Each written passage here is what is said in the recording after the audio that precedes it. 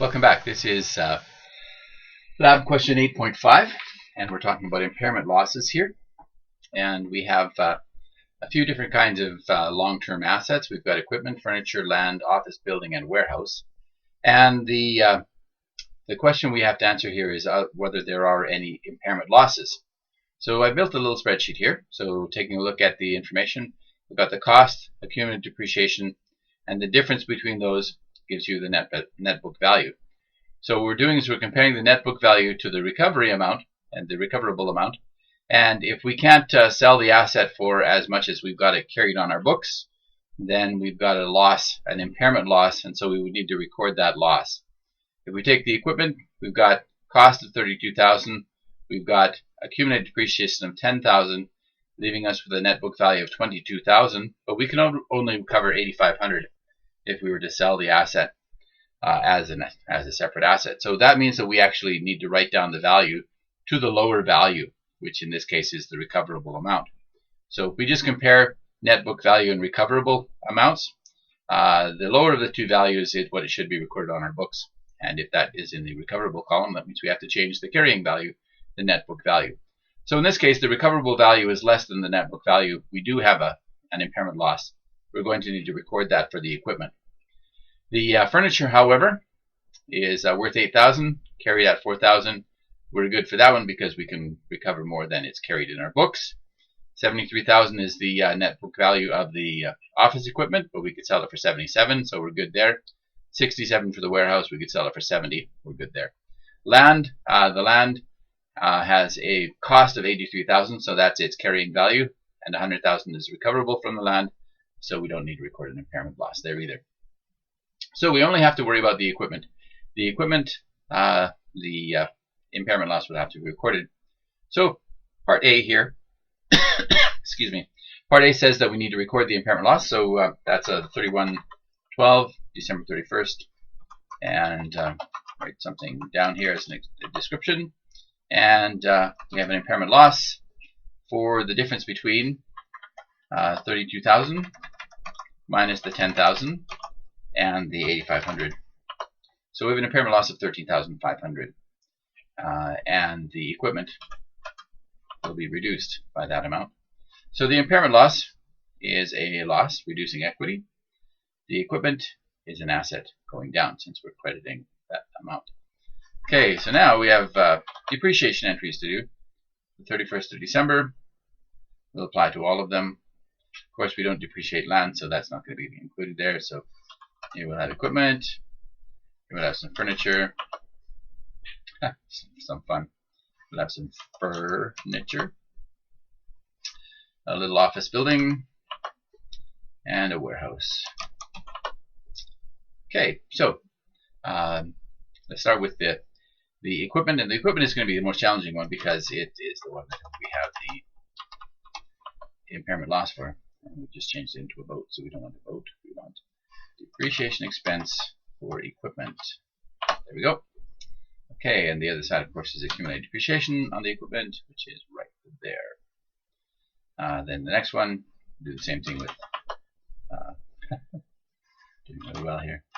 We want furniture for this one, and accumulated depreciation furniture is right there. And then we want depreciation for the office building, and accumulated depreciation for the office building, and then finally the warehouse. There we are. And accumulated depreciation on the warehouse is right there on the bottom. Okay, so the depreciation expense on the equipment, we need to essentially reduce the cost of the equipment by the amount of the impairment loss. So we need to take 32,000 minus the 10,000 of accumulated depreciation, and we're going to subtract the impairment loss from that. So that's the new, essentially the new net book value.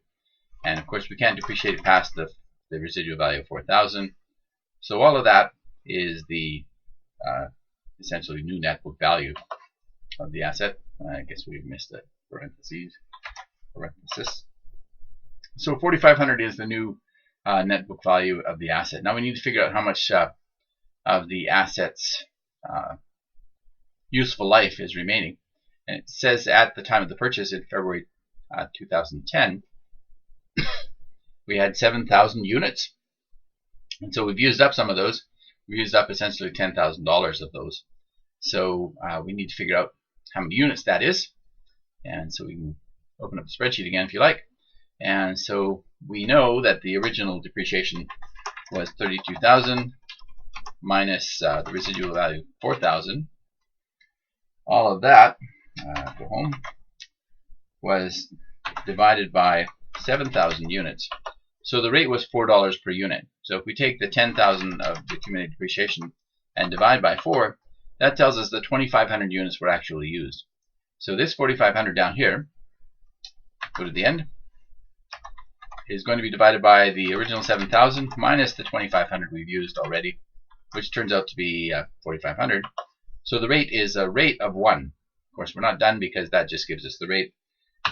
We used 1,600 units. We produced 1,600 units this year. So we need to multiply that by the 1,600 units we used this year. And there we are, 1,600.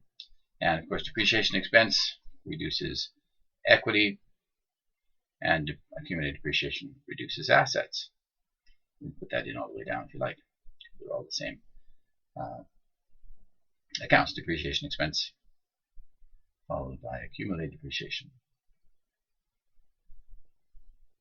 And if you do it now, you won't forget to do it later, which I often do. Okay, depreciation expense on the furniture. It was not affected by the impairment loss. It is a straight double declining balance method. And so we need to take the 15,000 of cost minus the accumulated depreciation and apply 2/10 to that. And we need to be careful that we don't go less than 1,000, but we'll see how that works out. So we have 15,000 minus 10,986 times 2/10 years.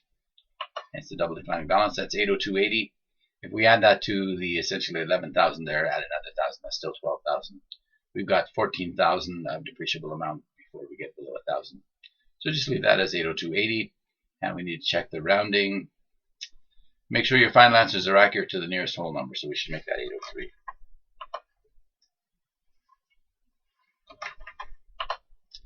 Okay, depreciation expense on the office building. It is straight line, so it's relatively straightforward. And we purchased both the office building and the warehouse in 2010, so that was a while ago. So we take 107,000 minus the residual 17,000, and we divide that by 15 years, and the rate will be 6,000 per year. And the warehouse, we take the 85,000 of cost minus the 10,000 of residual value, and divide that by 25 years for a yearly depreciation of 3,000. So that should take care of it all. The tricky one is this depreciation expense for the equipment with the impairment loss. So we took the 32,000 minus the 10,000 to calculate the net book value before the impairment adjustment. We subtracted the 13,500 for the impairment adjustment to get the revised book value. We can't depreciate below the 4,000 residual value, so we deducted that as well. Then we determined how many units of useful life were remaining, and that was the 7,000 units minus the 2,500, which was implied by the accumulated depreciation. 10,000 divided by a rate of $4 per unit. And then when we had recalculated the rate, it was $1 per unit. We multiplied that by the 1,600 units used this period. So let's see what Lyrics thought of our work. Lyrics agrees. We're done.